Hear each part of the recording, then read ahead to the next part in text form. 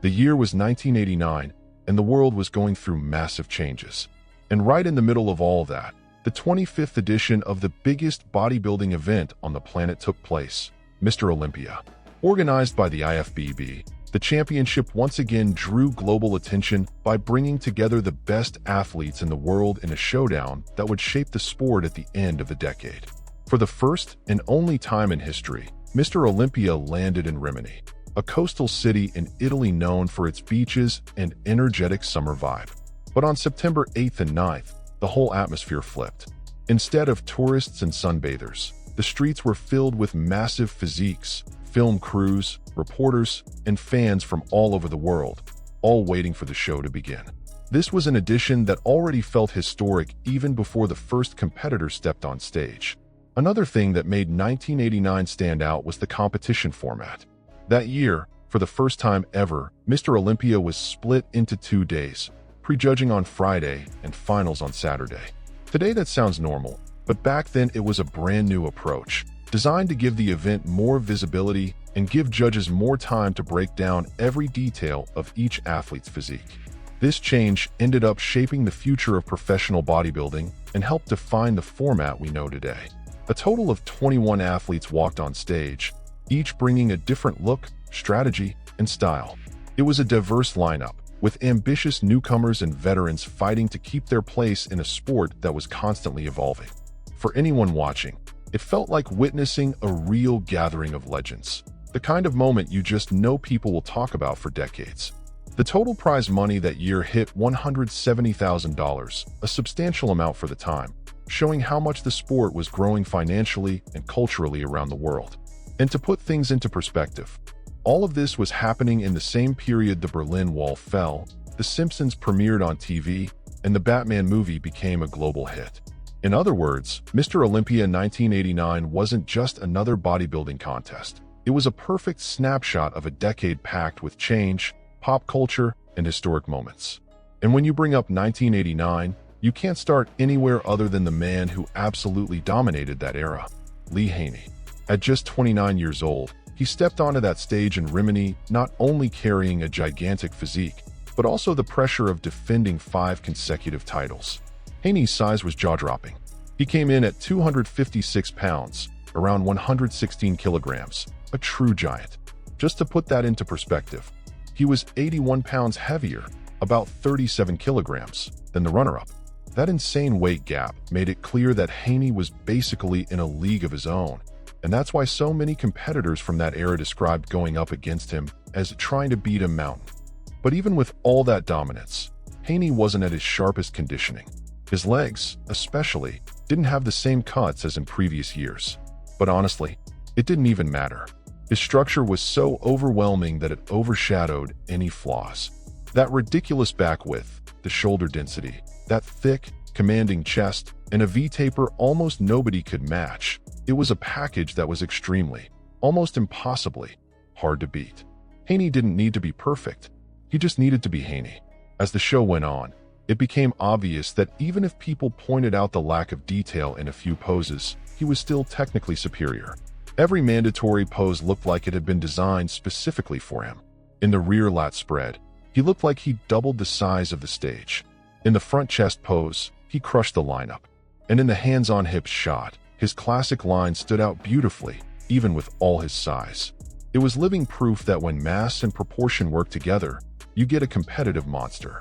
So when Lee Haney was announced as the champion, no one was shocked. But the rest of the top 5? That's what really set the audience on fire. Each placement brought a different reaction, from total admiration to pure disbelief. And it all started with the runner-up, Lee Labrada, one of the most aesthetic physiques in bodybuilding history. At just 175 pounds, about 79 kilograms, and 5 inches shorter than Haney, he brought a rare blend of conditioning, proportion, and elegance. Many fans considered his presentation more beautiful and fluid, and it raises a fair question. Should aesthetics weigh more than size at this level of competition? Despite the big difference in weight and height, Labrada still managed to shine in an incredible way. His posing routine was the kind that deserved applause every single time. And it's no surprise he went on to win all 3 shows of the Euro Tour right after the Olympia.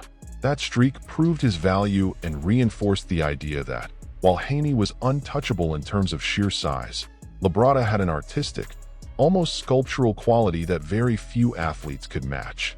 Right behind him came the biggest surprise of the night, Vince Taylor, making his Olympia debut. Weighing just 208 pounds, around 94 kilograms, he showed up consistent, sharply defined, and with a confidence you wouldn't expect from someone doing only his second pro show. When Gaspari was announced in 4th place, Vince literally exploded with joy. He genuinely didn't think he'd land that high. It was a spontaneous, emotional moment that instantly marked his arrival on the world stage. Rich Gaspari, on the other hand, went through one of the toughest disappointments of his career. After placing runner-up 3 years in a row, he truly believed 1989 would finally be his year. He came in bigger and denser, trying to bring the package he thought would be enough to beat Haney. But by doing that, he lost his biggest weapon, the extreme conditioning that made him famous and set a new standard in the sport. The final scorecards were brutal. He was actually closer to 9th place than to the podium. Many fans and historians see this moment as the beginning of the end of his era at the top. Closing out the top 5 was a man who grabbed the attention of experts and photographers like few others, Mohammed Benaziza. Short, compact, and insanely dense, he displayed the best rear double biceps of the entire event. His back, glutes, and hamstrings had a level of sharpness that was almost shocking. A lot of people argued he should have finished ahead of Gaspari in 4th. And months later, he proved his level by beating Dorian Yates in the Brits Pro debut, something extremely rare in bodybuilding history. Sadly, the sport would lose Benaziza way too soon, in 1992, at just 33 years old. Looking beyond the top 5, it's clear that the 1989 Olympia was full of side stories that helped shape the identity of that show. It wasn't just about who shined. It was also about who wasn't there and who was fighting against time. And it all starts with a name many expected to see on stage, Gary Stridham. After placing 5th the previous year, he shocked everyone by deciding not to compete. Instead, he headed straight into the Euro Tour, where he went head-to-head with Mike Christian in a series of intense battles, trading wins and losses. That choice, however, marked his permanent exit from the Olympia. He never returned. On top of that, 2 rookies who had trained all season for their debut were sidelined by health issues. Nimrod King, dealing with a shoulder infection, and Renald John Veer, who fell ill, were forced to drop out. For anyone who follows bodybuilding, situations like these always hit the same way, a reminder of how unpredictable and brutal the sport can be, even for athletes who do everything right during prep. But among those who actually made it to the stage, 2 debuts stood out in a big way. Andreas Munzer, stepping into his very first pro show, brought such extreme conditioning that he immediately caught the spotlight. His dry, detailed, almost anatomical look foreshadowed what would become his trademark in the years ahead. Francis Benfato, meanwhile, captivated the crowd with his classic aesthetics, symmetry, and flawless proportions. Even though he didn't place high that year, he would return in 1990 jumping 6 spots, something extremely rare at the Olympia and proof of his technical potential. But while new talents were rising, some veterans were facing a completely different moment. Samir Bannow, the 1983 Mr. Olympia champion, no longer showed the condition that had once defined him. He was still competitive, but far from the level of the favorites. Bob Paris, considered by many as one of the most aesthetic physiques of all time, looked noticeably off compared to previous years, confirming that his peak phase was likely behind him. And Mike Quinn, who had impressively placed 6th the year before, lived through one of the most frustrating nights of his career by missing the pose down entirely, showing clear disappointment on stage. All these stories reveal that the 1989 Olympia was much more than a predictable podium. It was a stage of transitions, where some athletes were rising with force, others were closing chapters, and a few saw their plans collapse due to things far beyond their control. When the 1989 Olympia reached the final pose down, the energy on stage shifted completely. This was the moment only the best, the most complete, the most prepared, had space to show everything they had brought to Rimini. Only 6 athletes made it to that decisive phase: Haney, Labrada, Taylor, Gaspari, Benaziza, and Christian. And for anyone watching, That moment felt like seeing 6 completely different styles of bodybuilding clash side by side. The moment the pose down started, it became clear who was setting the pace. Lee Haney dominated any comparison that involved sheer mass.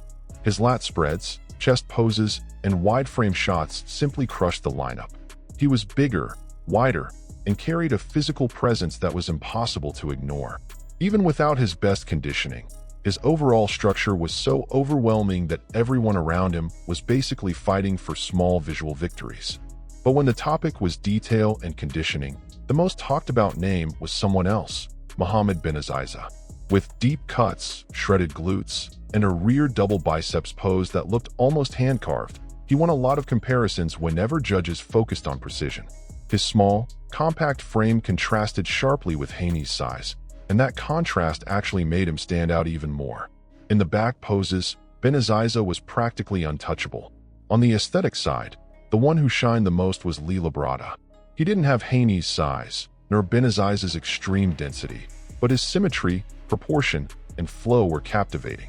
Every move seemed calculated to create maximum visual impact. Labrada understood the art of presenting a physique better than almost anyone, and that's why his poses were always met with loud applause. He was the kind of athlete who wins fans even when he doesn't win the title. And of course, there was Vince Taylor, who brought a mix of charisma, technical skill, and pure entertainment value that few athletes had. His poses were executed with confidence and personality, showcasing a level of stage presence that was impressive for someone so new to the Olympia. When the moment finally came for the final announcement, the crowd held its breath. The announcer stretched out the reveal of second place as dramatically as he could. In second place is Lee Labrada. The arena instantly erupted, some people cheering, others visibly frustrated. And then, with no surprise, but with massive historical weight, it was confirmed. Lee Haney was on top once again, earning his 6th consecutive title and solidifying his absolute reign over the sport. After all the tension of the pose down and the final announcement, it was time to break down how each athlete placed in the official 1989 Olympia ranking. This part is always important in a video because it helps the audience visualize the entire competition. And of course, it also sparks that natural curiosity. Did your favorite place higher or lower than you expected? At the top of the list, naturally, was Lee Haney, cementing his dominance with title number 6. Right behind him came Lee Labrada, whose flawless aesthetics and elegant presentation earned him second place. Vince Taylor, in one of the most impressive debuts of the decade, completed the podium in third, sending a clear message that he was here to stay. Rounding out the top 5 were Rich Gaspari, who faced the biggest disappointment of the year, and Mohammed bin Aziza, whose density and flawless conditioning put him firmly on the radar of bodybuilding's elite. From 6th place onward, the ranking combined experienced names with athletes still trying to secure their spot in the sport. Mike Christian finished in 6th, followed by Mike Quinn, who couldn't repeat the success he had the previous year. In 8th came Brian Buchanan, famous for his insanely tiny waist. Right after him, Samir Bannow, the 1983 Mr. Olympia, appeared in 9th place, still a presence, but clearly past his prime. Ron Love, one of the busiest athletes of the entire year, closed out the top 10. Next came Bertil Fox in 11th place, followed by Francis Benfato, known for one of the most classic physiques of the era. Andreas Munzer, with his extreme conditioning, finished 13th, while Bob Paris, considered one of the most aesthetic athletes of all time, dropped to 14th.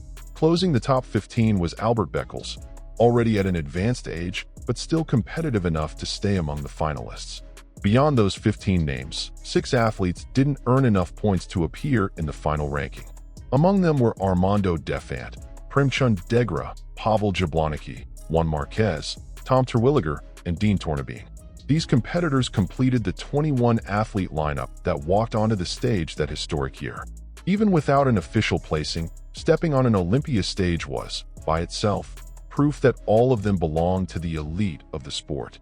With the full ranking laid out, the picture of the 1989 Olympia becomes clear, a mix of legends, rising newcomers, veterans in decline, and performances that fans still debate today. Moving into the numbers and curiosities of the 1989 Olympia, we start to see just how much detail helps explain the historical weight of that event. To begin with, the total prize money jumped significantly, from $150,000 in 1988 to $170,000 in 1989. That increase showed how fast bodybuilding was growing as a spectacle and how much global interest it was attracting. And when you consider that Lee Haney likely took home somewhere between $55,000 and $60,000, it becomes clear that his dominance also came with serious financial recognition. Can you imagine an athlete earning that much in the late 80s? Another wild and almost unbelievable fact involves Ron Love. He competed 13 times in the same year. In a sport that demands intense prep, strict dieting, and constant recovery, that number is absolutely insane. On top of that, the 1989 Olympia stage brought a special surprise for longtime fans. Franco Columbu, a two-time Mr. Olympia and one of the most charismatic figures of the Arnold era, stepped on stage at 48 years old for a special posing appearance. His presence brought a wave of nostalgia and created a bridge between the younger athletes of the late 80s and the roots of the sport. It was like watching a living piece of history walk among the new giants who would shape the future. And speaking of the future, it's worth remembering that 1989 marked the final Olympia of the 1980s, officially closing out the era dominated by Lee Haney. From that point on, bodybuilding would begin a major transition, slowly moving toward a heavier, denser, and far more aggressive style. The style that Dorian Yates would turn into the defining trend of the 1990s. Finally, there's a visual detail that became part of that edition's identity. The Rimini stage featured a runway where athletes could walk forward during the Saturday night poses. That created some iconic moments, like Lee Labrada hitting classic poses while stepping closer to the crowd. This simple addition made the show feel more dynamic and helped build the cinematic atmosphere that made the 1989 Olympia so unforgettable. When we look at the 1989 Olympia in perspective, it becomes clear that it wasn't just a competition, it was a turning point. This event cemented the absolute dominance of Lee Haney, who was already on his way to becoming one of the greatest legends the sport has ever seen. At the same time, the 1989 Olympia officially established Lee Labrada as Haney's biggest threat. With his artistic physique, flawless proportions, and polished presentations, Labrada represented the power of pure aesthetics. His presence on stage proved that there was room for a different style, something more elegant, more symmetrical, and capable of winning over both fans and judges. For all these reasons, the 1989 Olympia is remembered as a landmark edition, a year of transition, strong contrasts, and performances that perfectly captured the balance between artistry and raw power in bodybuilding. It was a stage where the past shined, the present solidified itself, and the future began to take shape. Before we wrap up, it's worth taking a moment to breathe and look back at everything we just explored. The 1989 Olympia wasn't just another chapter in bodybuilding history. It was a milestone that brought together legendary talent, unexpected moments, and decisions that shaped the future of the sport. If this video gave you some cool insights, sparked nostalgia, or simply delivered a good dose of entertainment, don't forget to drop a like. That helps the channel reach even more people who love this world just as much as you do. And if you want to support the channel even further, consider becoming a member. And of course, I want to hear from you. Which athlete deserves a special video here on the channel? Do you think anyone was robbed at the 1989 Olympia? Or maybe you want to suggest another edition for us to break down? Leave your thoughts in the comments. I read everything and always reply with pleasure. Your participation helps turn every video into a real conversation among fans of the sport. If you're not subscribed yet, this is the perfect time to join the community. Hit that subscribe button and turn on notifications so you don't miss the next episodes of our special series covering the most legendary editions in Mr. Olympia history. There's a lot of great stuff coming, and I want you with me every step of the way. And to keep this amazing trip through bodybuilding's past going, I've already left another video on the end screen that I know you're going to enjoy.